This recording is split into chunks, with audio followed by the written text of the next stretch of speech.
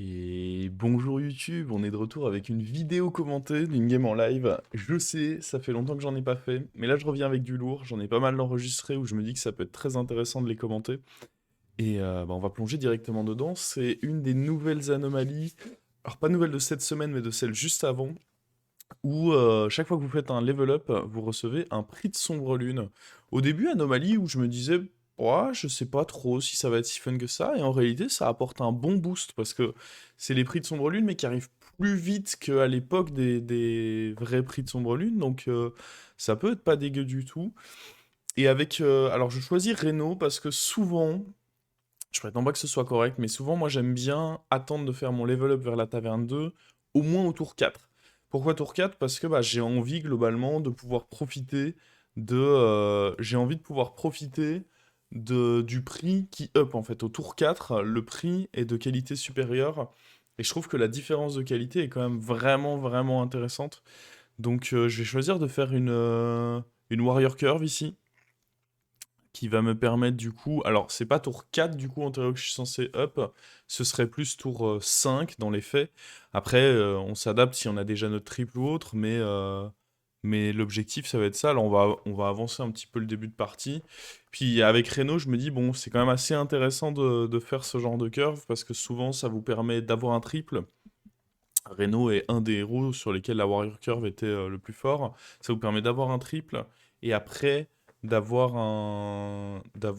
comment? Un Taverne 5 que vous pouvez dorer. Donc plutôt intéressant sur Reno. Et donc là on voit prochain tour ça va proc, là je fais mon petit tour. J'achète une paire. Pour l'instant la paire est pas très forte, mais si je récupère un démon ça va me renforcer en tempo. Et puis surtout, bon bah c'est une paire et c'est ce qu'il me faut. À un moment il faut que j'arrive à faire un triple. Si je veux pouvoir aller. On va passer les petits débuts de début de partie comme ça. Alors on la taille et on a déjà notre trip qui est là. Du coup, comme je le disais, en temps normal, j'aurais dû ici bah, double achat et double level up au tour prochain. Mais là, ça se met pas bien parce que j'ai pas envie d'acheter le pirate et le sabre de mana. C'est pas des achats très intéressants. Donc je vais directement up en me disant que si j'ai la réduction, ça peut peut-être être bien. Et là, on voit qu'on a taverne évolutive, mais également voleur du temps, la... qui peut me permettre de me donner une carte qu'avait mon adversaire. Ça pourrait éventuellement me permettre de re-level up ce tour, en fait. C'est pour ça que j'aime potentiellement bien le voleur du temps. C'est le fait de... Ouais, c'est ça. Il y avait le collectionneur. Du coup, ça va me donner de l'écho, et cet écho va me permettre de re-level up à nouveau. À moins que... Ah, j'y vais plutôt là-dessus. Ah, je pense que c'était mieux de prendre l'écho, tiens. Alors oui, je me renforce, ça c'est vrai. Je me renforce, ça c'est vrai. Mais en même temps, avoir un goal de plus pour le prochain tour, bah là typiquement j'aurais pu prendre la pièce infinie, ça aurait été pas mal. Pareil, là je prends le taunt, je pense que la pièce... Alors le taunt c'est bien, je me donne du tempo tout de suite, et le raisonnement c'était de me dire que la pièce infinie me servait pas tout de suite, parce que bah j'allais la balancer dans le vide, et que le tour d'après, c'était pas sûr qu'elle me serve non plus. Mais en l'occurrence, si j'avais pris la 2-1, la pièce infinie aurait été bien sur ce tour. Puis là on va voir, du coup je vais up, et, euh, et avec l'autre pièce infinie, on aurait pu... Bah, je vais quand même la prendre, je pense, ici.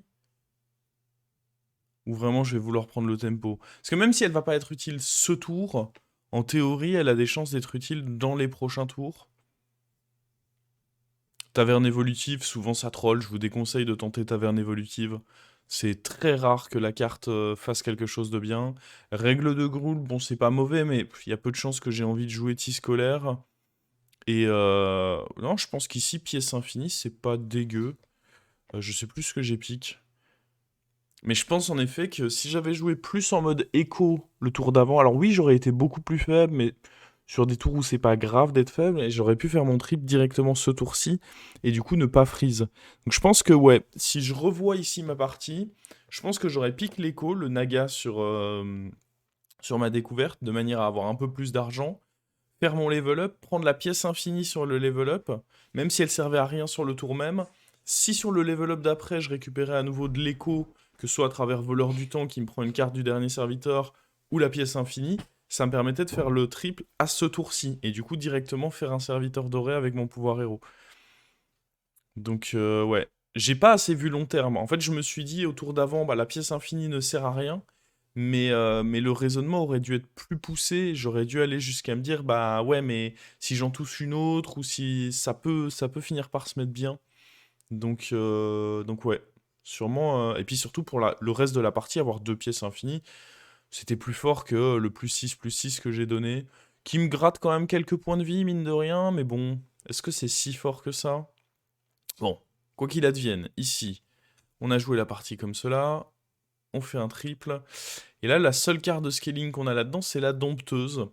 Il y a pirate. En temps normal, dompteuse, je trouve ça relativement faible, mais avec pirate dans le lobby, tu peux booster un cleave, et du coup, ça prend un peu plus en valeur. Dans tous les cas, j'ai pas vraiment le choix, les deux autres sont absolument terribles. Et ici, est-ce qu'on va prendre un achat? Non, je vais roll à nouveau. J'ai ça, mais j'aimerais bien une sorcellerie, moi, surtout, hein. Parce que là, avec ma créa qui est dorée, ouais, je full roll pour une sorcellerie. Et malheureusement, je ne touche pas à cette sorcellerie. Ça, c'est dommage. On se retrouve à avoir, alors oui, certes, plein d'échos, mais un tour globalement quand même décevant. J'aurais pu beaucoup plus pop-off. On va quand même acheter cette 3-3 parce que ça fait un bon boost pour l'outil scolaire. Mais ouais. Donc j'aurais. Bah, après, c'est pareil. Si j'avais fait mon triple le tour d'avant en faisant les tours correctement, en prenant mon écho, j'aurais eu du coup un meilleur tour ici, puisque j'avais directement un roll de taverne 4 et plus d'argent pour aller faire mes rolls. Donc j'aurais été tout de suite plus fort. Faut prendre ça en compte. Alors. Ouais, ici on fait notre taille. Ouais, c'est très peu probable qu'on perde quand même. Et maintenant, à la recherche des sorcelleries, il nous faut impérativement un meilleur tour. Là, c'est pareil, le shop qui est proposé là, il est honteux. Je me dois de roll. Je me dois absolument de roll ici. Ok, première sorcellerie. On a tir précis qui peut être ok dans ce lobby, surtout si je veux jouer avec un cleave après. La combinaison tir précis into cleave, ça peut vraiment faire très mal à beaucoup de compos. Donc je me dis, pas un mauvais achat. Et là, ah là, je me dis pas qu'il y a des dingueries. Non, je pense qu'il faut roll, hein, ça, c'est pas assez bien. J'ai déjà un bouclier divin que je veux booster. Il faut roll pour essayer d'échanger ma parieuse contre. J'ai encore deux rolls vu que j'ai la pièce infinie. Et c'est ce que je vais faire. Il y a toujours rien de bien là-dedans, donc je vais remettre un roll. Et enfin on récupère quelque chose qui va me permettre du coup potentiellement d'avoir d'autres sorcelleries. Donc c'est vraiment pas une mauvaise carte là dans ce setup, l'invocatrice. Alors je mets le boost sur cette créa là, parce que bah, dans tous les cas elle va rester. Bon là malheureusement je récupère pas un naga sorcellerie, donc pas très bonne opération. Je skip un peu les fights parce que je sais que cette partie est relativement longue et, euh, et qu'on a envie d'aller à l'essentiel. Donc là, pour le moment, on n'a pas encore stabilisé. Il faut dire que j'ai eu deux tours nuls, mais on a eu un peu l'analyse de pourquoi. Alors ce tour-ci, pas forcément, mais le tour précédent de pourquoi il était nul, parce que j'avais pas forcément pris les bons choix. Alors là, on se retrouve avec ceci. Je sais pas trop. Bah, ça reste un bon boost quand même, hein. J'ai besoin de me. Je suis à 17 points de vie. On voit que je prends un peu la foudre. J'ai besoin à un moment de réussir à stabiliser cette partie. Ça, c'est pas mal aussi. Et c'est vrai que là, je suis en train de me dire, si jamais on me propose un départ vers Deep Blue, et là je vois que j'ai Deep Blue plus Maracas, donc le départ vers Deep Blue, il me semble complètement possible. Bah, c'est vrai que j'ai un bon support. Le fait d'avoir Dompteuse qui me donne des plus 4, ça permet. Souvent, les démarrages en Deep Blue sont un peu mous. Ils sont un peu mous tout simplement parce que ben, c'est des tours où vous mettez pas encore tant de boost que ça. Le fait d'avoir Dompteuse dorée à côté, ça me permet d'avoir un start Maracas où dès le début, on n'est pas horrible en fait. Dès le début, on n'est pas dégueu. Je vais quand même vouloir garder lui, je pense.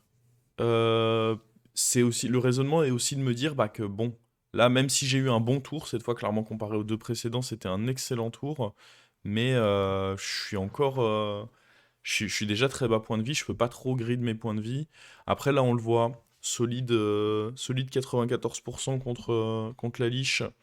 Donc on peut officiellement dire que cette partie est stabilisée. Après voilà, je suis bas en point de vie, il faut pas reprendre du retard à un moment dans la partie. Deuxième Maracas qui est dans le shop, bon bah là c'est bon. On sait qu'on est lancé, on va pouvoir faire le Deep Blue directement dessus dans la taverne, le prendre et voir si on peut pas roll pour avoir notre triple directement, histoire d'éviter de devoir le vendre. On roll encore. On a une sorcellerie. Le problème, c'est que ça donne taunt. J'ai pas envie de donner taunt à ces serviteurs-là. Je préfère chercher directement mon cleave, d'autres deep blue ou une de mes deux options de triple. Ça fait pas mal de cartes pour lesquelles roll. J'hésite sur le dragon. Le dragon, là où il est pas mal, c'est que vous pouvez mettre les deep blue dans la taverne pour faire des stats permanentes. Après, on n'en est pas vraiment à ce stade-là. Je pense que je vais préférer booster des cleaves et tout. Euh, j'ai pas besoin de vendre ça. Ouais, je peux faire pièce infinie ici. Comme on l'avait fait précédemment, faire directement le Deep Blue dans la taverne. Et ça, c'est incroyable, hein. Le tour où vous triplez Maracas, vous n'oubliez pas de jouer votre Deep Blue sur chacune des Maracas. Ensuite, vous faites le triple et vous pouvez rejouer. Puis là, on récupère le duo que, clairement, je vais vouloir poser sur mon board. On va devoir casser la paire. C'est pas très grave. On est lancé. Et ça me permet d'avoir un autre spot libre quand j'enlèverai l'autre 3-4. Et donc là, Deep Blue qui m'en redonne 2 du coup. Et là, mes Deep Blue sont déjà énormes parce que déjà, on a pris des +4/+4 à chaque fois grâce à la dompteuse qui est dorée. Mais en plus, les Deep Blue en eux-mêmes commencent à être plutôt sympathiques. Ils sont +7/+7. Donc là, je vais mettre un +7/+7, ensuite un +8/+8. Donc clairement, on a un démarrage assez royal. Et là, je me dis, en vrai, cette dompteuse, elle aura fait son travail de me stabiliser. Ce sera plus vraiment la carte maîtresse de ma compo. Maintenant, ça va être les grands bleus avec les maracas. Mais elle a joué son rôle pour me lancer dans cette partie. En ce qui concerne les level up, parce que là on peut se dire, bon Maverick, t'as quand même une anomalie où t'as des prix si tu level up. Bah, quand tu joues Deep Blue, en général, t'as envie de rester taverne 4. Il n'y a pas vraiment de grosses raisons de level up, surtout une fois que t'as déjà ton duo, parce que c'est une des seules raisons de vouloir level up, c'est d'essayer de trouver le duo. Mais tu dilues le pool avec des serviteurs dont tu veux pas vraiment, donc faut pas trop level up. Donc sûrement que ce que je vais faire, c'est attendre le tour 12 pour faire des level up, parce que là je me dis que je serai en vie vraisemblablement au tour 12, parce que je suis très fort. Et donc ouais, le raisonnement, ce serait de me dire que j'ai envie ici d'attendre plutôt le tour 12 pour commencer à faire les level up, de manière à avoir des gros prix de Sombre Lune. Autant être ambitieux, sachant que j'ai pas forcément envie de level up pour ma partie, je le ferai vraiment dans l'objectif de me dire, bah je veux un prix de Sombre Lune sympathique, quoi. Et là, on fait une première victime, Maiev qui saute. Pourtant, Maiev, bon héros pour cette anomalie, justement, parce que le level up se fait naturellement tour 4. Donc j'aime plutôt bien.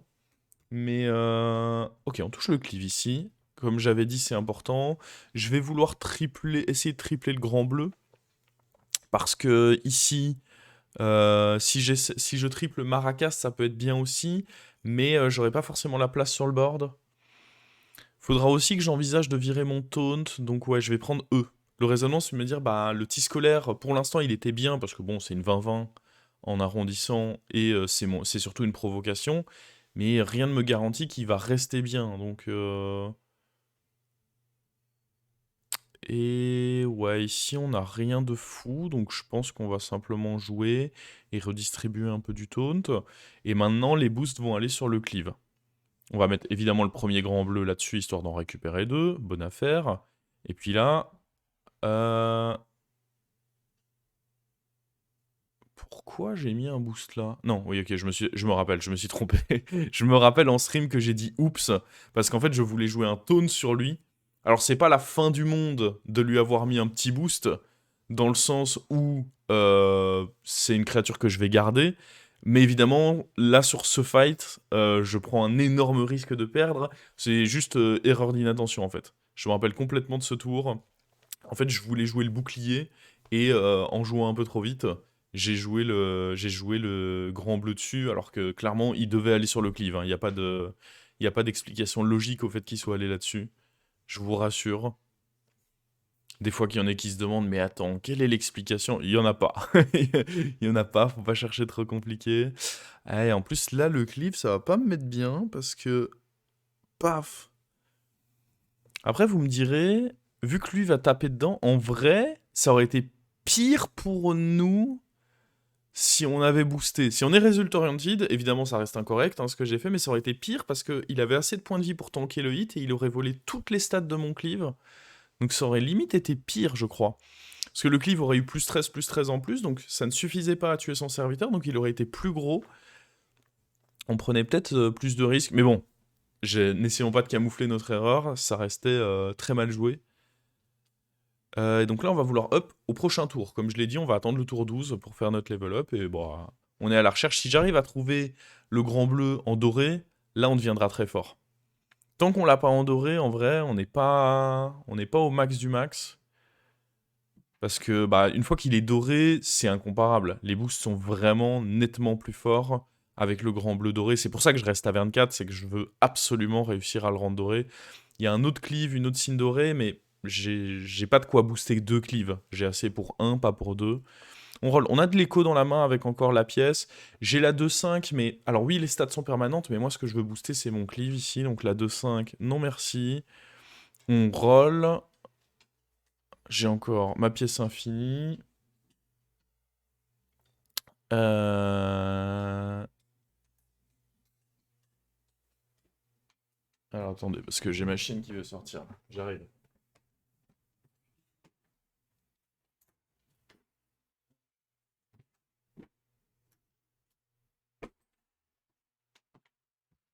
Hop là.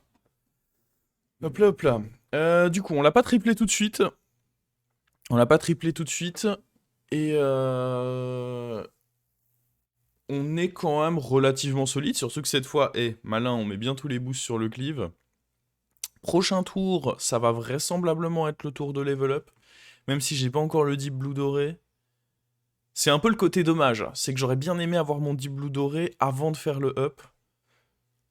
Puis en face, il est pas dégueu, hein. C'est un gros Nuzao, ça. En plus, regardez, paf dans mon cleave.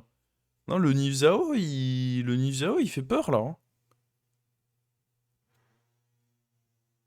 Clairement, je me dis que c'est un adversaire. Alors, c'est pas un... Bah, vu qu'il est doré, c'est aussi efficace qu'un cleave. Hein. Même dans certains cas, ça peut être presque plus mortel. Il va aller chercher son taille, du coup.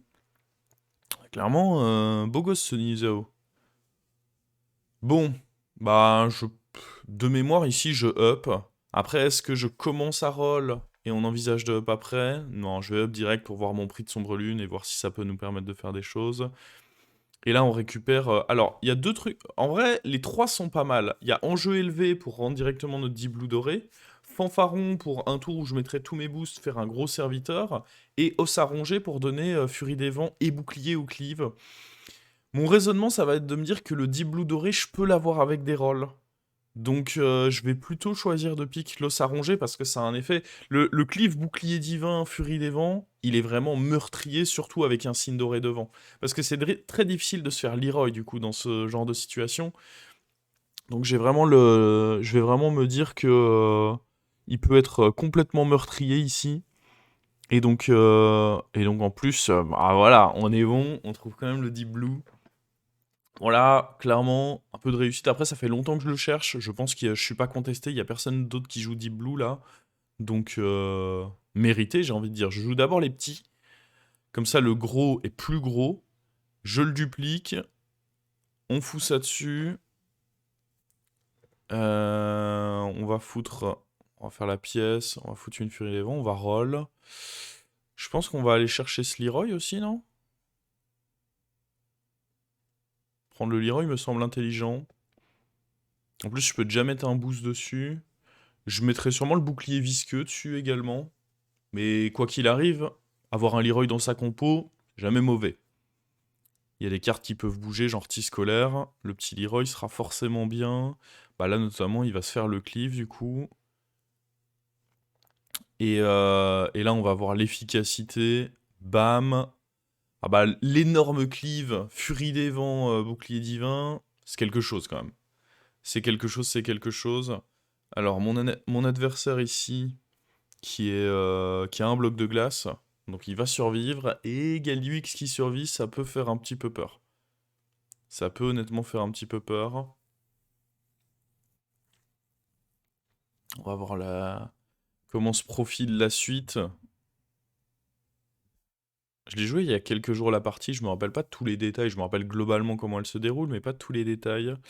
Est-ce que je refais un level up? Honnêtement, je cherche plus grand chose là, et le level up me donne un prix, ce qui est quand même non négligeable, je trouve. Donc ouais, on va repartir sur un level up. On peut réinitialiser notre or, avoir un prix pour tous les précédents, ou à nouveau un bouclier Furie des Vents. Bouclier Furie des Vents, je pars du principe que bon, je l'ai déjà, c'est plus vraiment nécessaire. On va prendre un prix pour tous les précédents.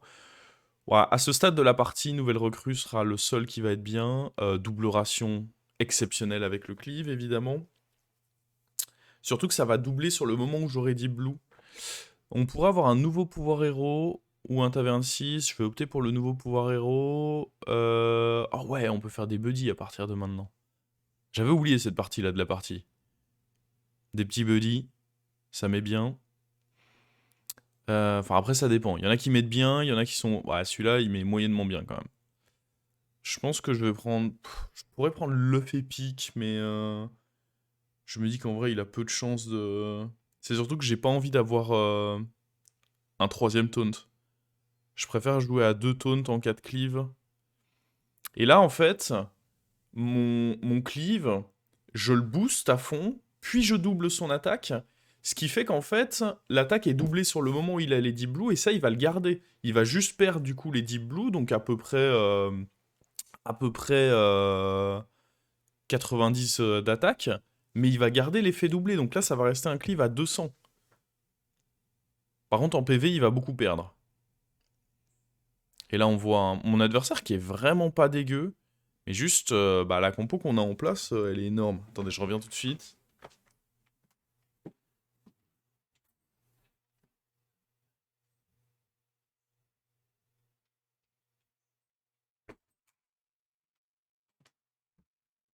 Je vous dis attendez, parce que j'ai l'habitude des lives. En fait, vous n'avez pas à attendre.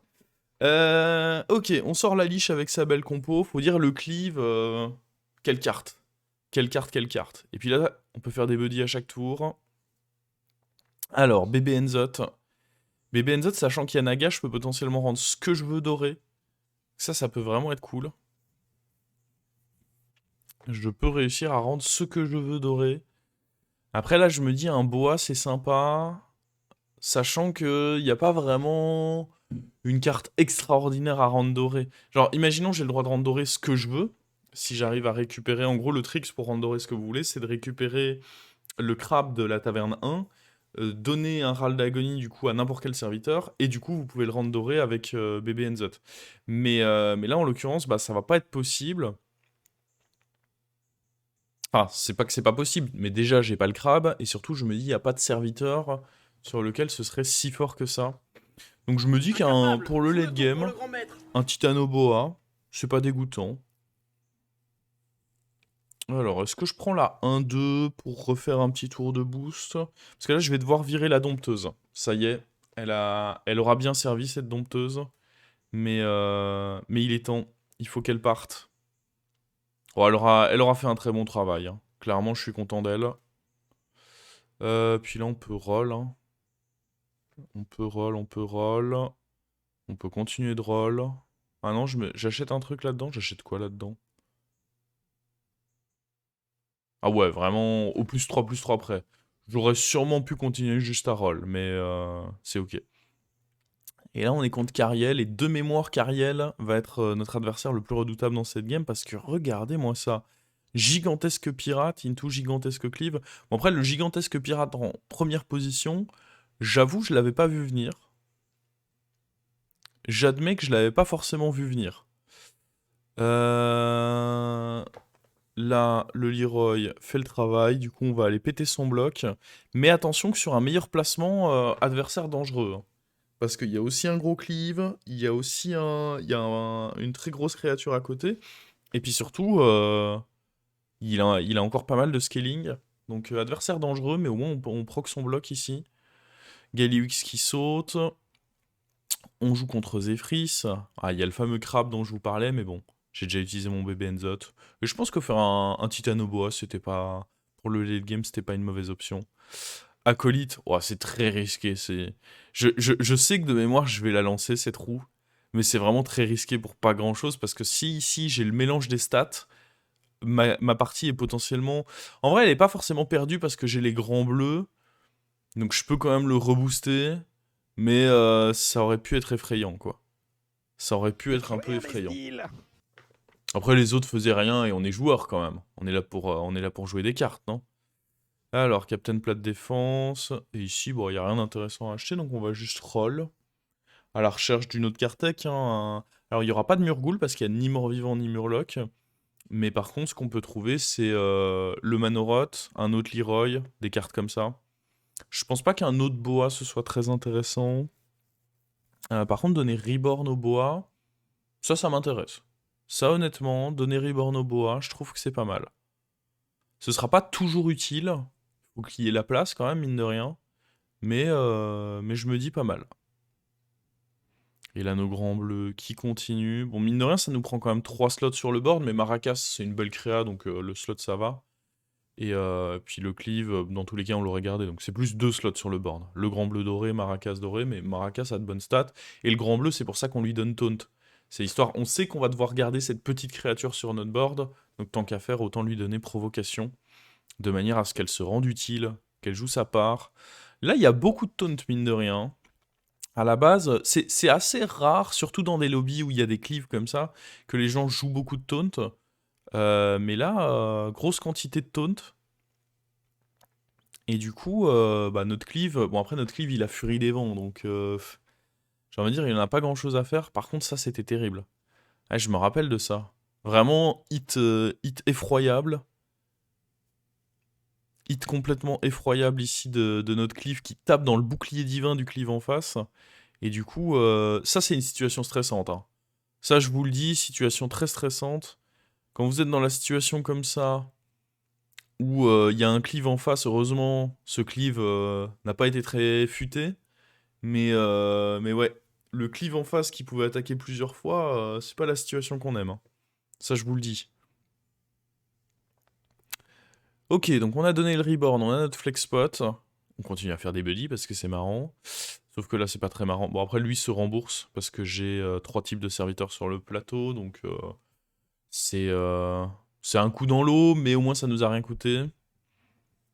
Et là, bah, comme dit, essayer de trouver un autre Leroy, un dernier serviteur qui serait un peu sympa. Quitte à un moment même faire le all-in final et enlever le grand bleu pour avoir un autre serviteur. Après, faut être sûr de soi. Quand vous faites le all-in final, faut être très sûr de soi, hein. Mais ouais, là, ça va roll. Je me dis prendre... Bah, dans tous les cas, il faut le jouer dessus. Je me dis, ça reste un beau serviteur quand même. Je me demande si je vais pas l'acheter. Surtout que si j'arrive, par miracle, à en tripler un autre, ça peut vraiment être énorme. Mais... ah là, il y a lui. Ouais, lui, il faut le prendre. Faut le prendre et faut jouer avec, hein, surtout. J'espère que je vais avoir... Ah non, je vais pas le poser.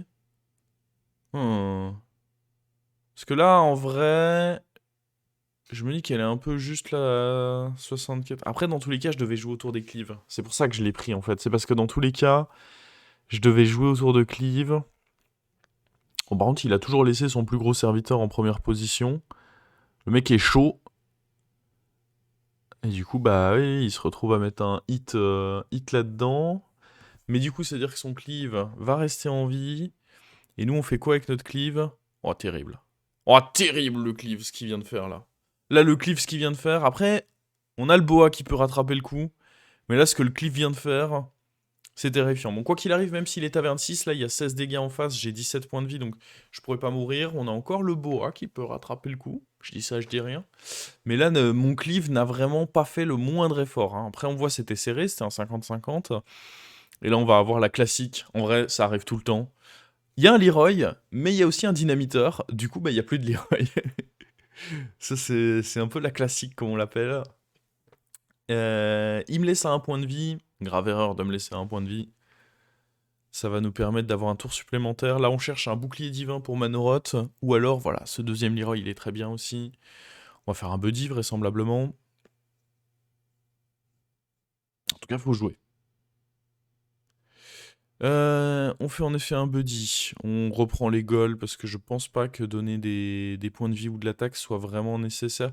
Après, en vrai, je mens parce que mettre de l'attaque sur mon truc qui enlève les taunts, ça permettrait de tuer les taunts en question et éviter de laisser des résidus qui peuvent se faire cleave comme la game d'avant.